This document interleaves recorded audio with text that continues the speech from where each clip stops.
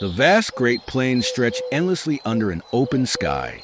Wind rustles through the tall grass, and in the distance, a herd of buffalo moves like a dark wave across the land. The Lakota people have called this place home for generations, but change is coming. For centuries, the Lakota have thrived as nomadic hunters and fierce warriors, following the great herds that provide them with food, clothing, and shelter. Their lives are guided by tradition, by spirits, by the wisdom of their elders. Among them, one boy will rise to change history. His name is Tatanka Iotake. The world will know him as Sitting Bull. Born in 1831, Sitting Bull grows up in a time of power and prosperity for his people. His father returns again, is a respected warrior. His mother, her holy door, teaches him the ways of his ancestors. As a child, he is given the name Jumping Badger. From the start, he is different, quiet, observant, thoughtful. Like all Lakota boys, he learns to ride before he can run. He listens to the stories of his elders, learning the histories of battles fought and won. But it is not enough to listen. A warrior must prove himself in battle. At 14, he rides with his father's war party against their traditional enemy, the Crow. The battle is fierce, the air thick with dust, the screams of warriors rising above the clash of weapons. In the chaos, Jumping Badger spots an enemy fighter. He does not hesitate. He charges, striking his first kill. When he returns to camp, he is no longer Jumping Badger. He is given a new name, Sitting Bull, a name of power, a name of destiny. Over the years, Sitting Bull rises as a leader, not just in battle, but in wisdom. He is not reckless. He is not driven by rage. He is a man who sees beyond the moment, and what he sees troubles him. The world is changing. The buffalo are growing scarce.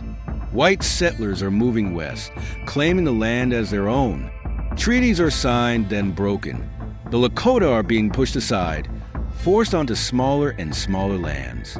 Then, something happens that will shake the very foundation of their world.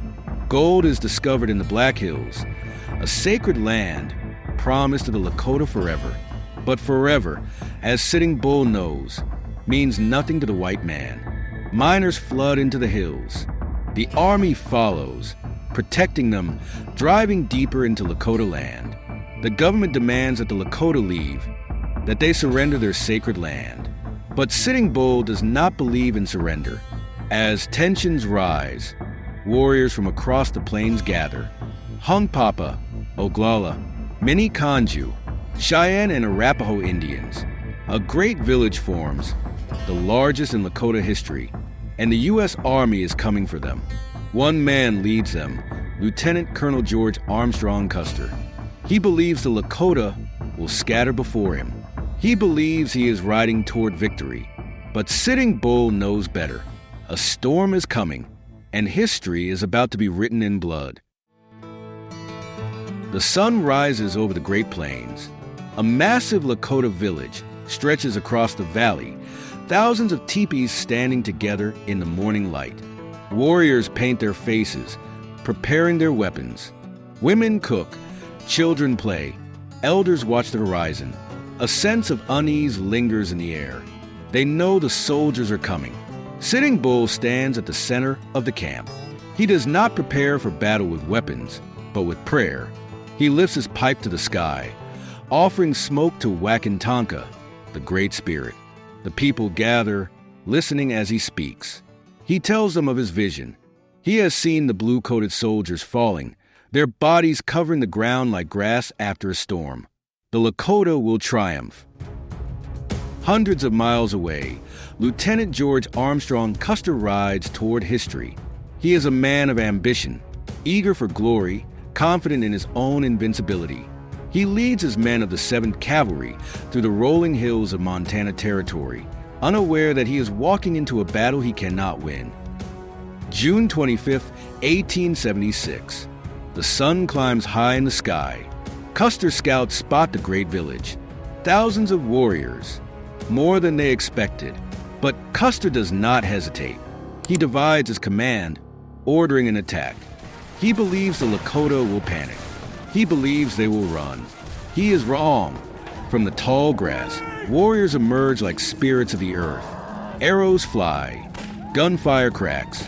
The air fills with the thunder of hooves, the screams of men. The battle erupts in chaos. Crazy Horse leads a furious charge, his warriors cutting through Custer's men like a river breaking through stone. Gall, another Lakota leader, strikes from another side. The soldiers are surrounded. There is no escape.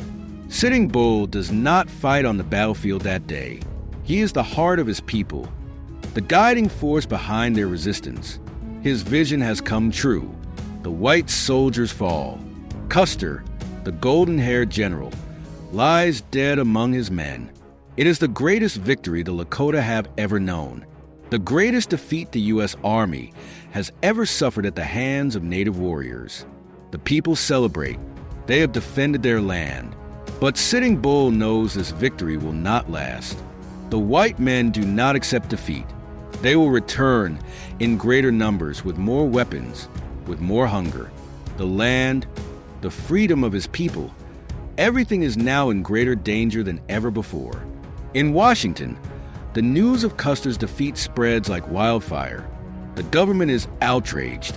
They send more soldiers, more pressure, more war. The Lakota are hunted, their villages burned, their way of life destroyed piece by piece. Sitting Bull refuses to surrender. He leads his people north, toward the only place they might be safe, toward Canada. But the long journey is only the beginning of another battle, one that cannot be fought with weapons, one that will test the spirit of a leader and the survival of a nation. The fires of victory have burned out. The echoes of triumph at the Little Bighorn fade into the wind. Now, there is only survival. The United States government is relentless. The defeat of Custer has enraged them. More soldiers flood the plains, sweeping through Lakota lands, burning villages, destroying food supplies, hunting the people like animals. The great Lakota alliance that once stood strong begins to break apart. Hunger, exhaustion, and fear take their toll. Sitting Bull refuses to bend. He will not surrender. He will not sign treaties that mean nothing. He gathers his people, those who still believe in freedom, and turns north. Canada, a land beyond the reach of the U.S. Army, a place where they may find peace. The journey is brutal. Weeks of travel across endless plains, freezing nights, little food. The buffalo are vanishing, slaughtered by white hunters for sport, for profit. The people grow weaker, but Sitting Bull does not stop. He leads them forward. In the fall of 1877, they cross the border. They stand on new land, tired but undefeated. The Canadian government does not send soldiers to attack them. Instead, they send representatives, offering words, offering peace. For a time, there is calm. The Lakota rest. They hunt. They live. But it is not the same. The buffalo are scarce here, too. The cold is harsher. The land is foreign. And across the border, the U.S. government waits. Years pass. The Lakota in America suffer, starving, isolated, one by one. Their leaders surrender. Crazy Horse is murdered under a soldier's bayonet. Gall, once a fierce warrior, gives in, leading his people to the reservations. The dream of a free Lakota nation is dying. U.S. officials send messages to Sitting Bull. They tell him his people need him. They tell him to come back, to surrender. But he knows the truth. There is no freedom on the reservations. Only fences, only rules, only broken promises. Then, the final blow. In 1881, the Canadian government tells him they will no longer help his people. They are not citizens. They must leave. He has no choice. His people are starving. The dream is over. On July 19, 1881, Sitting Bull rides south. He crosses the border, back into the land of his ancestors. He does not bring an army. He brings only his people. At Fort Buford, he steps forward unshaken. He looks the soldiers in the eye. And then the unthinkable. He hands over his rifle. "I wish it to be remembered," he says, "that I was the last man of my tribe to surrender my rifle. The war is over." But Sitting Bull's fight is not. The battle for the Lakota spirit is just beginning. Sitting Bull is no longer a free man. He is now a prisoner of the United States government. When he surrenders at Fort Buford in 1881, he is sent to Fort Randall, where he is held captive for nearly 2 years. He is not treated as a warrior, nor as a leader, but as a conquered enemy, the great chief of the Lakota, who once defied the most powerful army in the world, now lives under the watchful eyes of soldiers. But Sitting Bull does not break. He does not beg. He does not bow. Even in chains, he remains a symbol of defiance. In 1883, he is sent to the Standing Rock Reservation, a stretch of land along the Missouri River in what is now North and South Dakota. It is nothing like the open plains of his youth. There are no great buffalo herds, no vast grasslands stretching to the horizon. There are fences. There are rules. There is dependence on government rations. Sitting Bull refuses to become a farmer, as the government demands. He refuses to be tamed. He speaks out against the agents who oversee the reservation, men who treat the Lakota as if they are children, incapable of deciding their own future. He is watched closely, seen as a troublemaker, a threat. But then, an opportunity, a strange one. In 1885, he is invited to join Buffalo Bill's Wild West Show, a traveling spectacle that brings cowboys and Indians before cheering crowds in the eastern cities. At first, he refuses. But then he sees the truth this is a way to show the world that the Lakota still exist, that their spirit is not broken. For 4 months, he rides in parades, dressed in full regalia, a living legend on display. Crowds cheer. People reach out to touch him. Some call him a murderer, a savage. Others see him as a hero. But Sitting Bull sees them all for what they are: curious, disconnected, unaware of the suffering his people endure. He meets President Grover Cleveland. He shakes his hand, but he does not beg for anything. He does not ask for help. He simply watches, listens, judges. And then he returns home. By now, life on the reservation is worse than ever. The government has taken more land. Rations have been cut. The people are desperate. And then, hope arrives, hope in the form of a new vision, a new belief. The Ghost Dance. A spiritual movement spreads across the reservations. A promise that the old world will return, that the buffalo will come back, that the white men will be swept away. The people dance for days, believing they will become invincible. The U.S. government sees it as a threat. And Sitting Bull, though skeptical, does not stop it. He does not dance, but he does not discourage his people from believing in something greater than their suffering.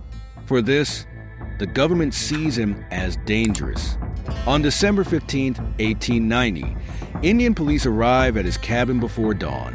They are there to arrest him, to silence him once and for all. But Sitting Bull does not go quietly. A scuffle breaks out. Shots are fired. And then the great Lakota leader falls. Tatanka Iotake, Sitting Bull, is dead. The man who defied the U.S. Army, who led his people in their greatest victory, who refused to surrender until there was no other choice, has been killed, not by soldiers, but by his own people, acting under orders from the government. His death does not end the suffering of the Lakota. 2 weeks later, the massacre at Wounded Knee will claim the lives of hundreds of men, women, and children. The final, brutal chapter of the Indian Wars. But Sitting Bull's story does not end in death. His spirit lives on. His name, his legacy, his fight never forgotten. He remains a symbol of resistance, of strength, of a people who refuse to vanish. The wind still moves across the Great Plains. The buffalo are gone, but the land remembers. And somewhere, in the rustling grass, in the whispering wind, his voice still echoes. A warrior, a leader, a legend. Sitting Bull rides on,